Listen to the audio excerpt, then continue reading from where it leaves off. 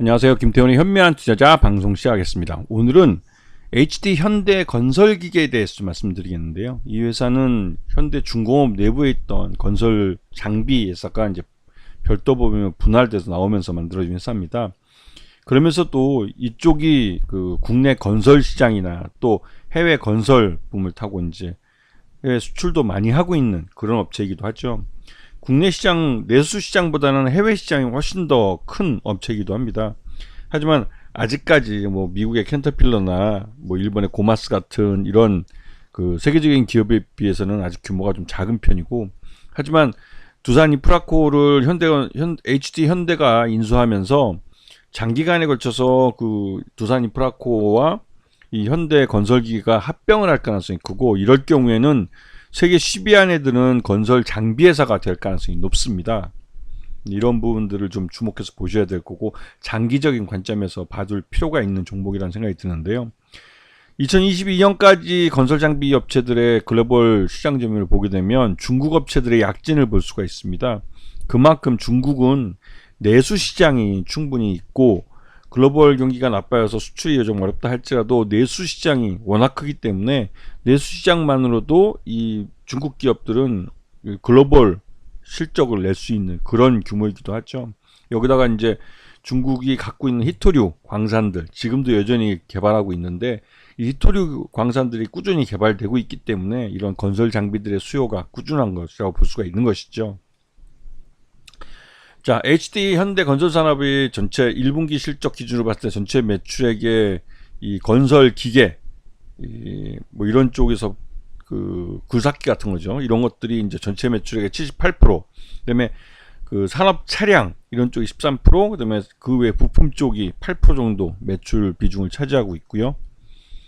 그럼 이제 그 주요 지역별 수출을 보시게 되면 이 인도 시장과 브라질 시장이 급성장하는 걸 볼 수가 있습니다. 그만큼 이쪽이 그 중국이나 다른 유럽 쪽이 좀 그 성장세가 둔화될 때 이 시장 전체를 견인해 준 그런 쪽이라고 할 수가 있겠죠. 그래서 인도 시장도 중국 시장 못지않게 새롭게 이제 떠오르는 그런 시장이 되고, 이미 인구 면에서는 중국을 넘어선 상태이기 때문에 이 인도 시장하고 이제 브라질 시장 같이 신흥국 시장을 잘만 차지하면 이 HD 현설 건설기에도 성장세를 이어갈 가능성이 큰 것이죠. 자, 1분기 매출 외형을 보게 되면 말 그대로 이제 이 내수가 많이 좀 둔화됐기 때문에 부동산 PF 때문에 내수가 위축되면서 이 매출액 자체는 좀 줄어든 양상을 나타냈습니다.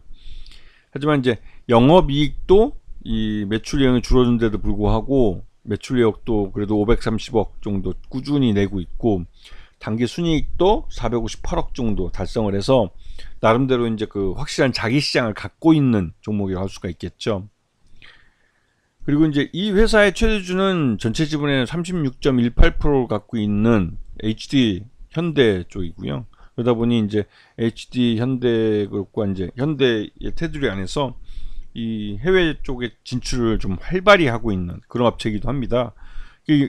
지금같이 국내 경기, 건설 경기가 나쁜데도 불구하고 실적을 꾸준히 낼 수 있는 건 그만큼 확실한 그 해외 시장을 좀 갖고 있기 때문에 그렇기도 하고, 이런 부분 때문에도 국민연금이 최근 들어서 이 그 HD 현대 건설기계를 7%대에서 8%대로 한 1% 정도 그 지분율을 또 더 늘렸습니다. 그만큼 시장에서 샀다는 소리죠.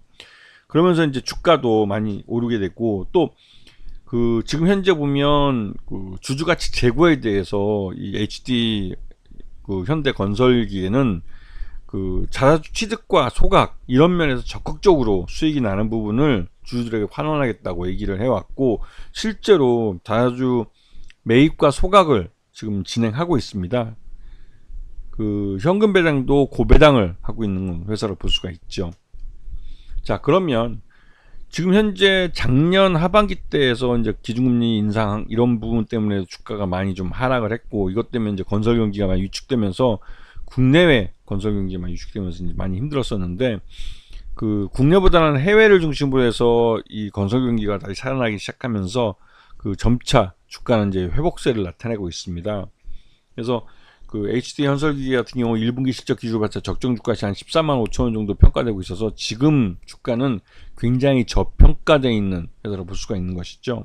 그리고 장기적으로 그 현대 인프라코하고의 합병을 감안해 보면 성장성이 큰 업체라는 걸 알 수가 있습니다. 그래서 이 HD 현대건설기 같은 경우는 최근 들어서 또 이제 주가가 급등하는 이유 중에 하나가 이제 우크라이나 재건 사업에 뛰어들려고 하는데, 워낙 지금 우크라이나가 전국에 걸쳐서 러시아군의 침공으로 인해서 그 많이 파괴된 부분이 있고, 또 이런 것들을 새롭게 이제 다시 그 건설을 다시 하려고 할 때 일단 우리나라의 경험, 우리나라 전후에 우리나라가 이제 발전하는 짧은 시간에 그렇게 그 선진국으로 발전할 수 있었던 이런 경험들을 갖고 한국 기업의 우크라이나 재건 사업 참여를 우크라이나 정부도 좀 환영하고 있고, 특히나 이 우크라이나 재건 사업에 들어가는 비용을 러시아의 이 해외 자금을 그 서방이 이제 동결함으로 해서 확보한 이 자금을 갖고 사용하겠다고 해서 한 400조 정도의